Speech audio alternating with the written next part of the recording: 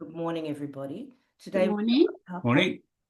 Neil Dyson and Maree Stanley. Now, Neil has MND, and Maree is his partner, wife, and carer. Good morning, you two. Thank you so much for being here. Pleasure. Thank you, Jane.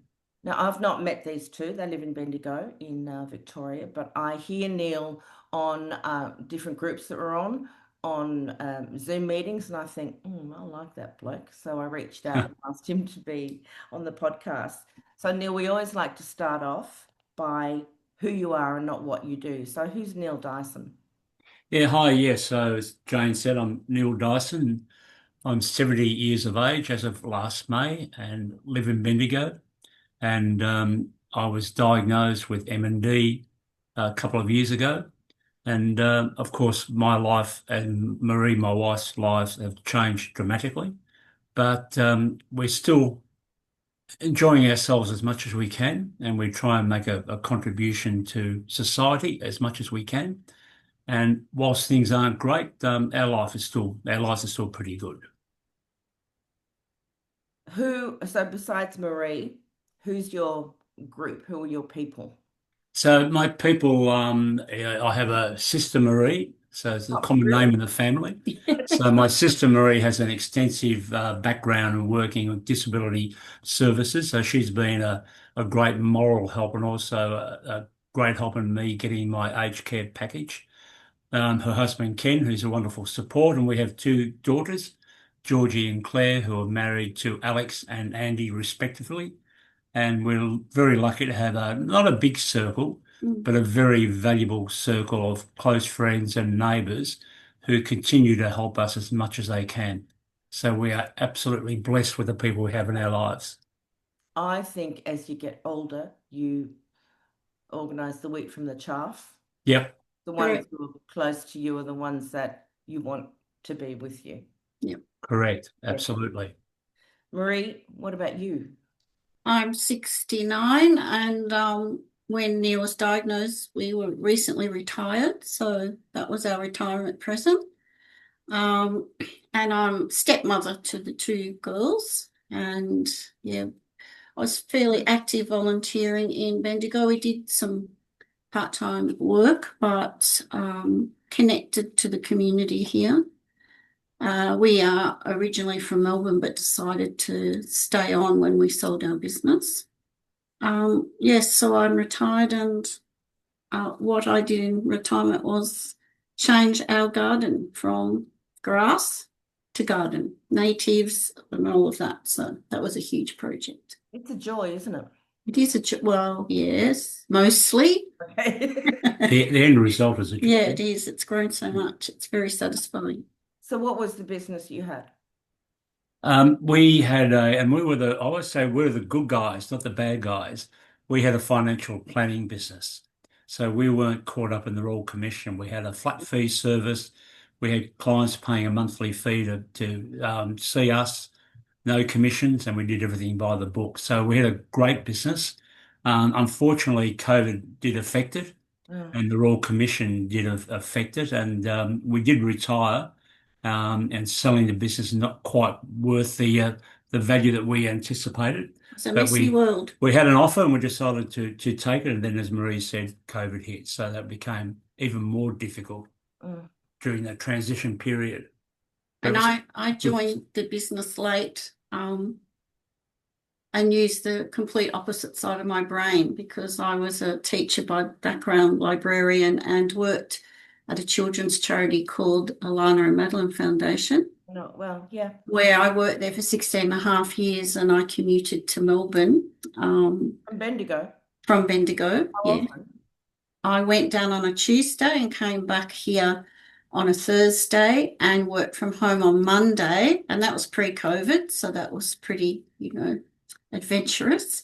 Okay. However, I was very lucky because Neil's auntie and Neil's sister, I used to stay with them. So I had a home and they graciously let me live there for 2 nights a week. Well, that was good. So that was great. Yeah. Tell me about the journey to your diagnosis. Yeah, so look, it's not an uncommon story that Roller coaster. yeah, so my first real sign was my fingers contracting in my right hand. And well, I went to see a surgeon. Actually, our daughter Georgie works for this guy, and I don't blame him at all. But he thought it was a ligament issue, so I had Trigger finger. trigger fingers. I had operation on four fingers and a thumb, so I'm up in a sling for quite a while. And then I would have really severe right shoulder pain. And those days I was going to gym 4 days a week. So we thought it was bursitis or a rotator cuff issue. But the scans at the hospital here in Bendigo, St John of God, showed no damage, but they filled me full of cortisone anyway, hoping. And then one Sunday morning, I got out of bed and I couldn't put my left leg on the ground. I couldn't bear any weight. And I had what I thought was a torn calf, which was strange because I had a 5K walk the afternoon before and everything was perfect. So, cut a long story short, I managed to get to see my physio and it would come good and then it was bad again. And after about the third trip, she looked at me and she said, Neil, I think you have a neurological issue. This is not physical. And that started the wheels in motion. And it was thought that I might have had a brain tumor and then thought I might have had a tumor in my spine.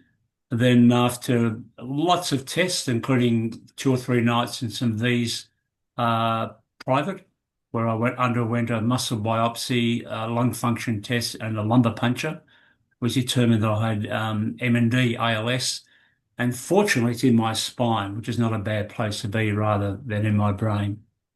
So it was February 23, the diagnosis came through. And how long was it that you'd been investigating? 2 years. About 2 years, yeah, off and on for a couple of years, yeah.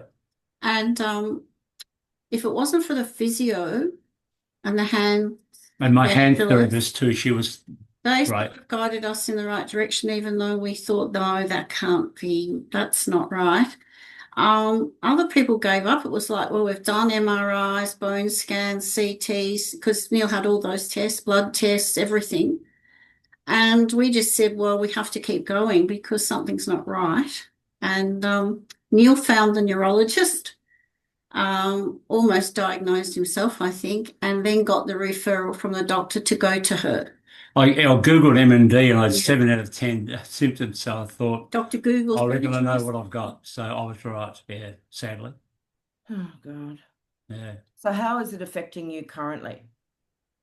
Significantly. So I'm lucky that after this, I'm going to go for a walk around the court where we live. So I'm very lucky to be able to do that. But from a person who was going to the gym 4 days a week and exercising another 2 days a week, I'd have Monday off. It's a massive change for me. I can't dress myself, undress myself. I'm beginning to have trouble feeding myself with my good arm, my left arm, because my shoulder hurts so much. I washed my hair this morning and I'm totally out of energy. I have to have a rest. Even now I'm getting short of breath. So it's affected me hugely. And that in turn has a huge effect on Maree. And, I follow social media like most of us do. And sometimes I'm thinking I shouldn't because we've got two lots of friends at the moment. One is in Italy, one lot. And the other couple are driving along Western Australia up to Darwin. And they're the things that we dreamt of doing, and I can't do it.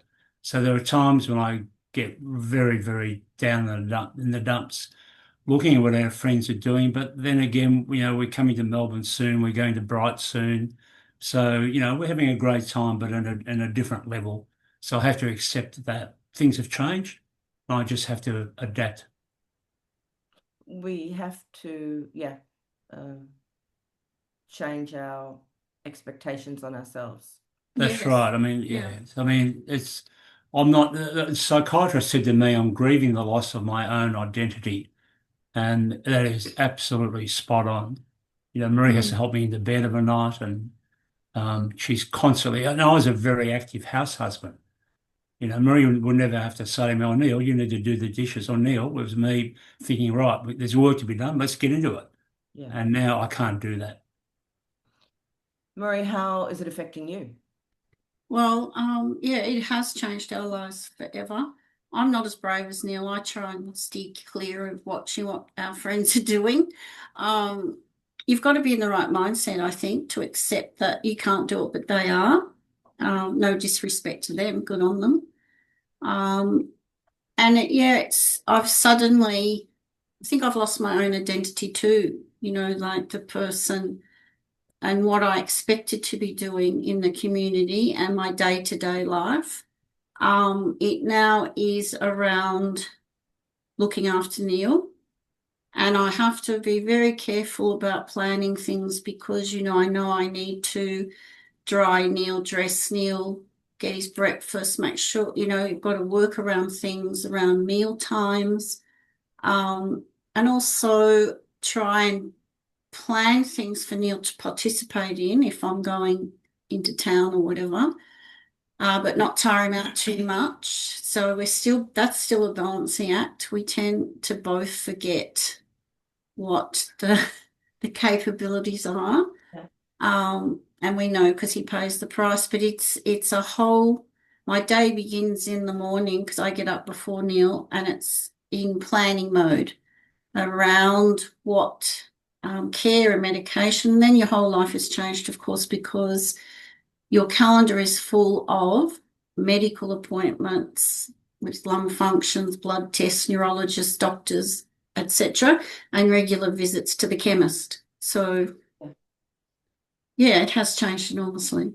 So that's going to lead me nicely into the cost of MND when you're over 65. Oh, We were in yes. that. We were in that This same is I'll let Maree cover that one. the Maree's big one. the expert. Yes, Neil just missed out, as you know. You can't backdate a diagnosis. So even though he had the symptoms 2 years before, it's not the diagnosis until the neurologist says it is. So we're one of the unlucky ones that missed out on NDIS and then had to go through the gruesome process of applying for my aged care, which isn't for the faint-hearted. It's like And it's a very long story. It took us a lot of time. Luckily, Neil's sister Maree was Neil's advocate, and she would spend hours on the phone because if you ring, they never answer. Can't leave a message. But the cost is the huge one. We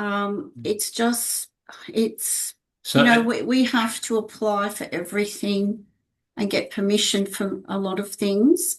And it's a whole lot different with the NDIS. So I think NDIS is around about 350K per year ballpark, and my aged care package we're on is about 60. So it's 58 something. Yeah, it's a bit huge. That's 60 gross of fees, and then there's fees taken out. And that doesn't mean you get all that because you apply for things as you go. We saved a bit of money because we self-manage our own package, so we're very lucky we can do that. What level are you on? Level 4. Okay. Which surprised me, but which was good. We were lucky with our last assessor. Yeah. The few between that wouldn't even come out and see Neil because they said he wasn't sick enough. Yeah. And I didn't know it was about sickness. I thought it was about age. And, told me things like you need to organise your life better, Maree, and batch cook and things like that. So Maree, it's not your fault, but yeah, I won't tell you how that conversation went. You should. Yeah, I wasn't very happy.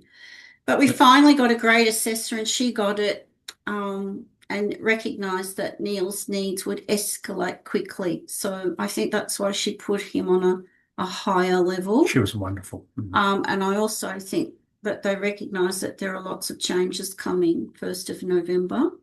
Yeah. So that was a bonus. Yeah, we got level 1. Yes, well, that is common. Yeah. We got it's the home support, whatever, I can't remember, the home support program, which is the level before you go on a level 1. Oh. Yeah. We had 4 hours a week. Yeah. So. Goodness me, 4 hours. I mean, I have no words for that because what does 4 hours do? Well, by the time they come in and shower, that's an hour. That's one. So that was 4 showers a week, and that was all. Yeah. And then you just left. Apparently he wasn't sick enough. Well, There you It's so go. sad. There's It that really word, is. those Yeah. words again. I know. Yeah. Yeah. Not bad enough, not sick Yeah, enough. And I that, thought, yeah. well, how bad does it have to be? Yeah, you and I in a room together would be really good against those I phrases. know. Let's team up one day. I think we've discussed how has your life changed since diagnosis Yes. Sure. Dramatically. Yeah. dramatically, but you have, despite what you were saying before about your friend watching your friends go away, and I think that's to any of us though, if we're in a situation where our friends are off enjoying themselves, a little bit of FOMO, Little bit of green envy, yes. green envy. But Yeah. So true. did mention that you'd been to Europe Yep. That's right. Yep. since Mainly, We've been, mainly Scandinavia. We've Maree through the Alana Madeline Foundation struck a relationship up with a guy in Denmark. So we've been there a couple of times to see him and his yeah, wife, which is good. worked over there. And Sweden. Yeah. So beautiful over there, aren't Yeah, they? yeah. I love the Danish people. They're very similar to us. Yeah. Same sense of Great. humour. Yeah, good sense of humor, and they don't take no BS. Yeah. I know. That's right. We But really, got on very our well. last trip was to Japan a decade ago. Oh, yeah, Yeah, that was good. terrific. A Just long time ago, but it was great. completely different culture and Yeah. beautiful people. Yeah. I've not been there yet, but I want to. Oh, you It's should. wonderful, wonderful good. place. So how, Neil, and I know you want to be positive, so let's talk Yeah. about that bit. How are you making the most of every day now? Yeah, making what I do is I enjoy reading The Guardian online.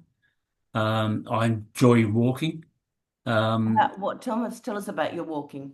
So I used to It's pre-COVID, changed. I'd go on a power walk and do a 5K walk through some streets and through a bush track in Bendigo, and that was great. But now I'm doing about 2 or 3 laps of the court where we live. That's all right. Traditional, court in a suburban area, and that's very slow, but I make it. So I try and do that about 4 times a day. Oh, good. So I'm still doing between about 5,000 and 6,000 steps most days, Well, that's amazing. which is great. I was doing about 13 to 15 most days years ago.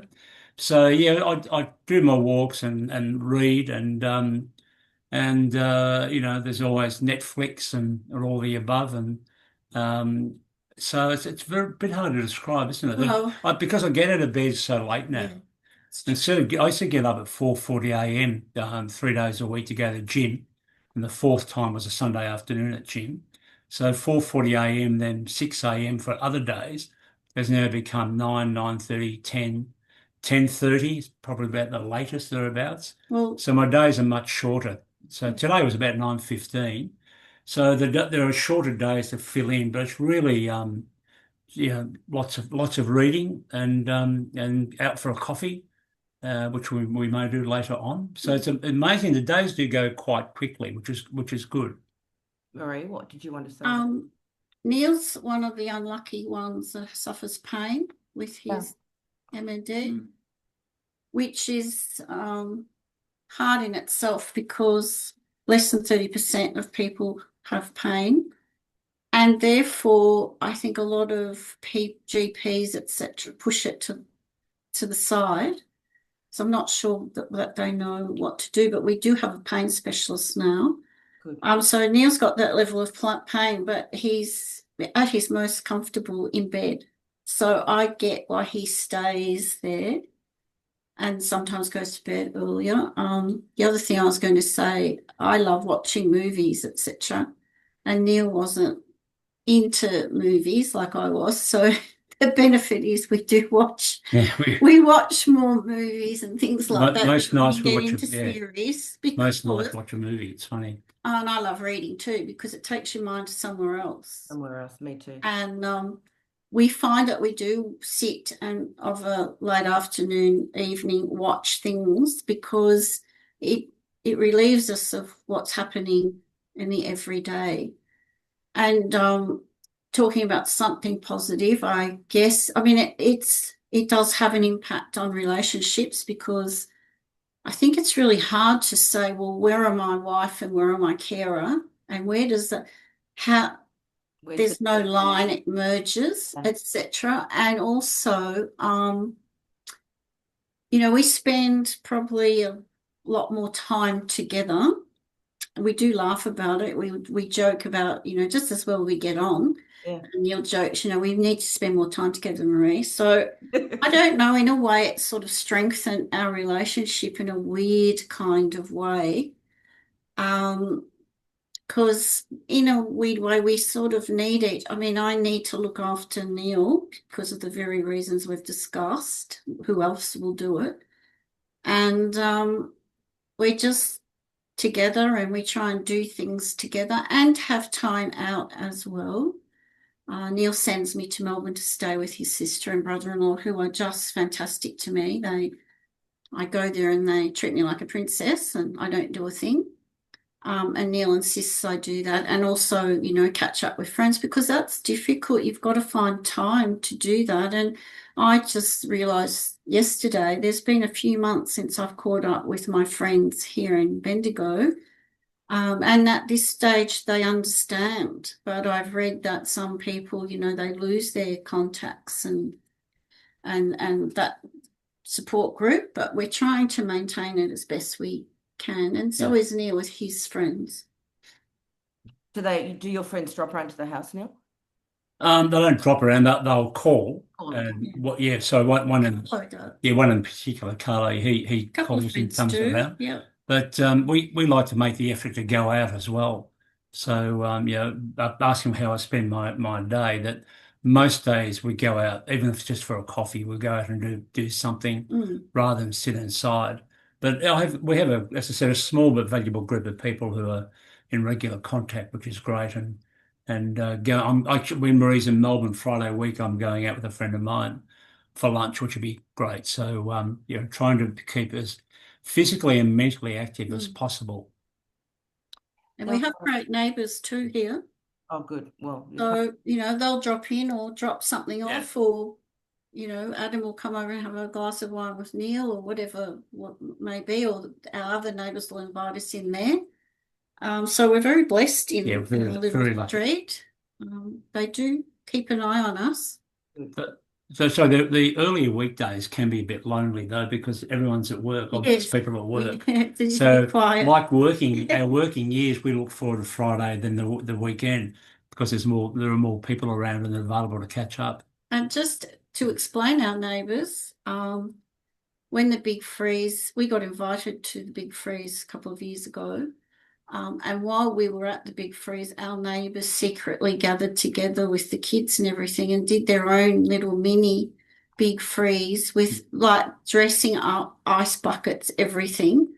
And we recently had one at their place, so they all dressed up again and told us who their characters were. And Adam, the neighbour, made a little speech about how it's about supporting Neil, and then they put on brunch. So it was that's fantastic. the sort of street we have. We had a great time. That's very, really very good. Yeah. Neil, where is your pain? Mainly, my arms, probably where's not my pain. My arms, my hands, my shoulders, my neck, hips, diaphragm, sometimes calves. But I say to the medical people, it's what I call a river of pain. It's often just flowing right through my body. But the sharp pain is usually my arms and hands and neck. They're the bad ones. So it's nearly constant. Sorry. So sorry. Have you seen the pain specialist as yet? Yeah, we see Dr. Jetty here in Bendigo, and through my GP we increased the Palexia, slow release Palexia, from 50 milligrams to 100 of a morning and 100 of an afternoon. So my GP will let Dr. Jetty know, and they converse. We're seeing Dr. Jetty again in October for a checkup. Pain specialist, yes. It's a bit of a journey too. Sorry, was that Jane? Are the meds making a difference? Yeah, the pain ones do help, but I'm not getting the relief that I'd really like to get. It's that fine line between trying to relieve me of pain, but making sure I can stay awake and have a life. Yeah, That's the fine line. That's a tightrope. It's a which we're delicate walking, one. yeah. And sometimes, I'm prescribed a medication that'll make me so dopey. But I don't blame the doctor because we're all experimenting. So it's very hard for them because there's not a huge knowledge of MND out there amongst all medical practitioners, as you would know, Jane. Yeah. And then on top of that, the pain. So, Yeah, so yeah. it becomes very, very difficult. There was a young man I did a podcast interview with last week, Damien Andrews, and he was not complaining, he was discussing the severe pain that he was in. Yeah. And then on last Friday, he collapsed from the pain. Oh, no. Turned out he had a kidney stone, Okay. Yes, well, That's interesting. which I there's find another message. because another big fat message like, how about you listen to me when I tell you I am in pain? And Yeah. You can't blame MND for Yeah, everything. my physio said we have to be very careful not to blame MND for You everything, do. which was a really good statement, I thought. Because Neil has really high levels of vitamin B6, which can lead to all sorts of muscle complications and everything. So we need to monitor that carefully because Neil's neurologist said she's never seen such high levels, and that was because he was prescribed magnesium for his leg Fractures, cramp. yeah, So, and hands. so he's had to come off all that medication. And we have to monitor that. So that's separate from MND. And you're quite right.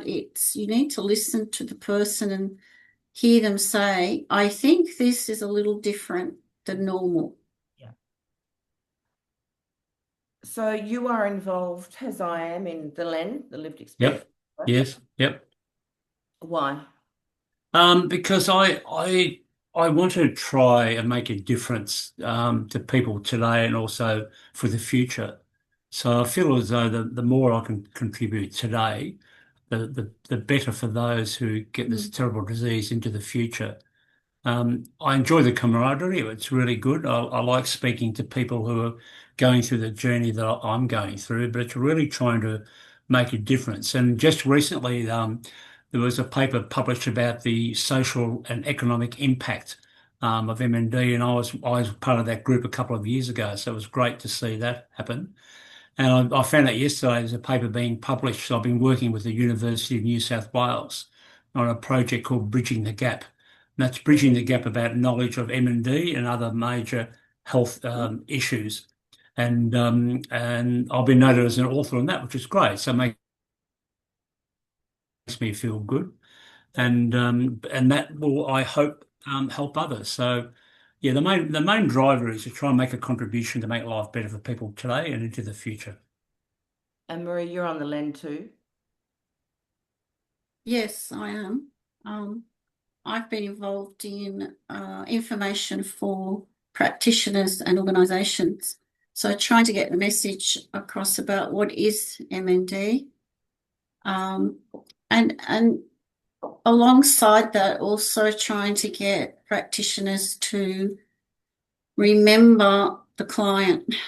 As a human Not put, the human element and not put everyone in the same bucket. Everyone has a different journey and they're very good at just comparing you every time to the data and saying you're going really well. Well, that's not stopping and thinking about the person and how their journey has altered since the last time they were seen. And it's quite dramatic.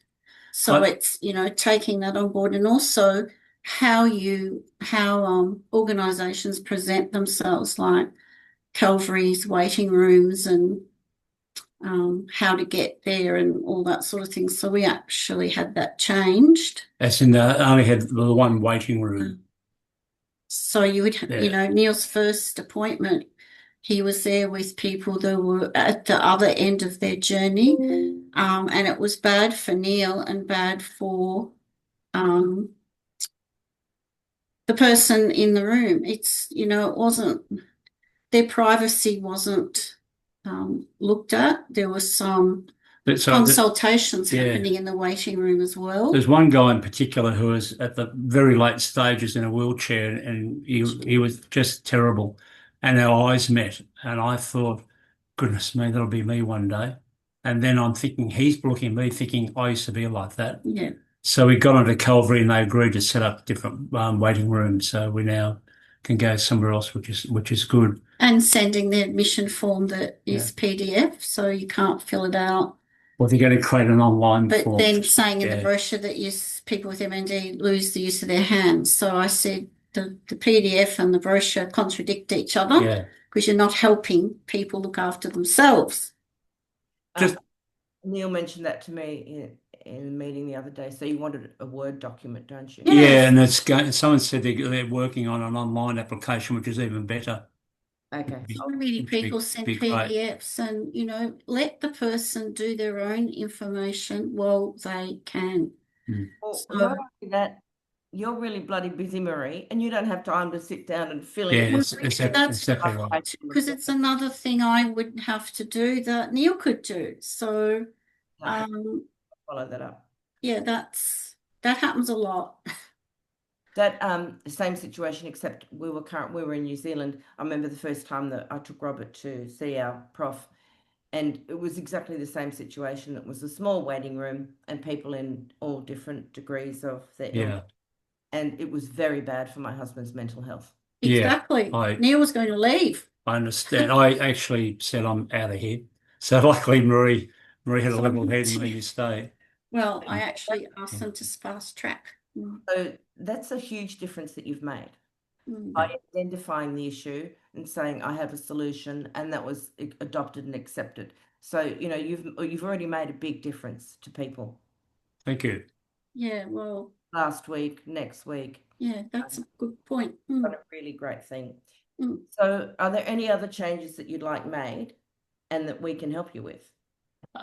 Certainly with working on the bridging the gap with the University of New South Wales, the change I like to see made is that when someone is diagnosed with MND, that with their permission, they're loaded onto a central database. Yes, you agree. And we're not silly people. And when I was diagnosed with MND, we didn't know where to turn. We didn't know who to talk to. I think my sister thought about MND Vic, who are just wonderful, wonderful, wonderful. But we had nowhere to turn, so I like to see a centralised database and then people given information about their local allied health professionals, who to talk to, and given some guidance, given a roadmap for their treatment. So I'm working on a project with the MNDA through MND Connect that we're expanding all of that. So that is being addressed. Separate to that is the data. Yeah. I bang on about every single podcast and people are sick to death of me hearing it, but it's important to everybody. MNDA website is absolutely fantastic. It gives so much information, but we didn't know it existed. No, we found it. We found it somehow, but we didn't know there was MND Australia. Well, through the link group, we knew about Fight MND, obviously, but other than that, we really didn't have a clue, did we? So that's something else that's being addressed with MNDA is around branding and communication. So it's a hard gig. We were exactly the same. Yeah. I was just sitting there desperately trying to find something. Exactly. And often things from the UK would show up and they're fantastic, but they're of no use to. Yes, I went down that rabbit hole myself. Thought, we found somewhere in it. Yes, it's in the UK. So Neil, I might talk offline with you about bridging the gap. Sure. And maybe I can get someone on about that. Yep, sure.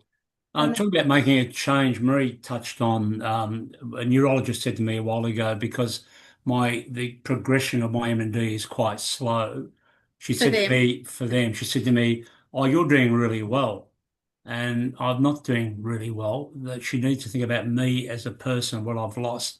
And it was pleasing during a Zoom with MND Vic a couple of months ago with some OTs and physios on board. I related that story, how it impacted on me. You need to think about the individual. So the conversation could have been, Neil, I know this is really, really hard for you, but that clinical data is good. And I would have accepted that. And when I said that, an OT said to me, Neil, I'm going to change my language from now on. You've just taught me a lesson. She said, I'm going to change the way I speak to my patients. So I was thrilled that she took that on board. It was great. And I'd like to Really, see some movements in the carer space. Okay. Some Formal carers. yes, that's right. being recognised and being part of the journey. Of course, the focus has to be on the person with MND, but I think they forget that it's our journey as well, and to not assume that the person looking after the person living with MND knows what they're doing. Wow. I didn't know. And, if they have to, you are thrust into the role whether you want it or not, obviously, and of course you do it, but some training, some tips, some techniques. How long did it take me to find a way to put socks on properly? It's Yeah. like, don't give me that Jane knows all silly about tool. that. Yeah. I want to But, tell you the story is that every morning we struggle with the socks, right? And it yes, took us forever. And actually, we're at the neurologist, and I said to him, "What's the deal with socks?" He said, "Buy a bigger pair, buy a bigger size." And I went, exactly. "God!" And it came. And it was a pair that Neil had on that just went on, and I've mastered the technique. And I went, well, that's it. You got to get they're the stretchy we ones. do that, the nice big stretchy ones. Yeah. Could have saved us weeks of You. biting with the feet. And just other tips, would be helpful, like laying on the bed to do a button up. Well, thanks for telling me that. I didn't know that. And just things, because I'm always told, well, when you have to lift now, and I have my own mobility issues. I can't No, lift now. no way. And I get so anxious and stressed when they say that. So, things like that. I won't go on. It's a long list. That I agree with. I spent 8 months of this year with I had L3, 4, 5 slip discs, and Oh no. the reason, because I was lifting a very heavy, or not heavy, over 6 foot tall man, and eventually my back just said yes, sos. Yeah. That's I was- exactly right. But I was lifting him incorrectly because no one had taught me how to lift him. Yeah, Exactly right. Yeah, yeah. And Spot also on. when he fell, I caught him. Oh So gosh. yeah, all of that, Maree, I totally get it. Yeah. So this is something that I like to ask everybody as well. Advice that you have for newly diagnosed or people who are just going along the same path as you. Neil, you start. Newly diagnosed, I think, is take time to let it sink in, because it is a shock, isn't It it? is a shock. Mm. And apart from that too is what I wasn't very good at initially, and I now realise how wrong I was, is to allow people to help. I'll be right, I'll be right, I'll be right. I don't need that. And people. I mean, when you give, Jane, and we give, you have a joy of giving, and to really just let people help because they're not going to offer if they don't want to do it. And as I mentioned before, as hard as it is, try and focus on what you can do and don't focus on what you cannot do. And it's not easy. It's taken me a long while to get my head around that. But as I said earlier, I still fall in the trap about, I wish I could do X, Y, Z, and I can't do them. But you try and focus on what you can do and accept help from everyone. It's very difficult too because what you can do every day switches. Yeah, Exactly. you're right. It It switches and it diminishes. Yeah, so even for your walking, last Saturday here was a beautiful sunny day. And our neighbour, Jack, he's just going on 19. He plays for Sandhurst Footy Club, and I enjoy going to watch him. And I knew all week was going to be a beautiful day, but I woke up so sick on Saturday I could hardly leave the house. So that was very, very difficult for me to handle. But I thought, well, I've been there and done that before, and I'll do it again one day. So that's okay. And Just move on. yeah. Yeah. Anything else you'd like to offer? I think to recognise that even if you do concentrate on the positives, you're living with this here the whole time, and it talks to you the whole time. And sometimes you've got to give in to that as well. And it's okay to be sad, angry, and all of those things at once, which I've experienced a lot, as has Neil. And so I find it really hard, but to take some time out for yourself, even if it's reading a chapter of a book or whatever, or planting a plant in the garden or whatever it is, it's really important just to get some energy back for yourself. And we tried to have a sense of humour. Yes. We were in a large shopping centre a couple of weeks ago and going to a certain shop, and Maree got there well before me. So I said to Maree when I got there, "How come you walk so fast these days?" You know, and the other day I was feeling so good. I came out to Maree and I said, "I'm cured. It's done. I'm right now. I'm better. Hooray! All gone." Tell the So neurologist. yeah, but don't need anyone anymore. All right. So a few hours later, oh God, I'm not cured. In But bed. try and have a bit of a laugh, We and do we have black do. humour too, Bit of but dark we won't humour. share I that. don't know, but Yeah, a bit of gallows humour, doesn't Yeah. it? yeah, Too. Yeah. That's right. that's right. So All yeah, of that advice you've given is really, really relevant. I would just take the dogs for a walk every afternoon. Good. It was only 20 minutes, but it was me getting away from the situation. it's When 20, have a little bit of a dance, come back and get back into it. But yeah, yeah, 20 valuable minutes That's for right. you. Yeah, and the advice that you said, Jane, about going for a walk and for Maree to head away just for 3 nights to Melbourne, I think that's really important. I pushed her into it initially. Now she's agreed, or happy to go. And I have a carer to look after me. I've got neighbours, I've got friends. So it's difficult at night when I'm on my own, but it's not impossible. I'm fine. yeah. And you know what? You've got more to talk about later too. Exactly. Yeah, that's right. That's And you're the right. bonus. It's so true. I say to We Maree, talk about come back and tell me all about what happened in Melbourne. Yeah. It's great. That's a good point. Really good point, Jane. I'm extremely grateful that you two have put this time aside for me today. Our pleasure. It's nearly 50 minutes, Neil. I know. I know. Fred. Looking right now, I can't believe it. Neil said, how long? I said 30 to 40 minutes. He said, oh no. Well, you know, I was Yeah. right. You were wrong. You're right. You're right. Better go and save the guard dog. Thank you. Pleasure. Thank you so much. Continue to see your happy little faces on the groups that we're in. And Yes. Yep. You will. Okay. Thanks, Jane. And you want to talk to me about bridging the gap? I'll just Okay. stop. I'll press stop record and then we'll have a All chat. right. Sure. I'll go and deal with Yeah. the The dog's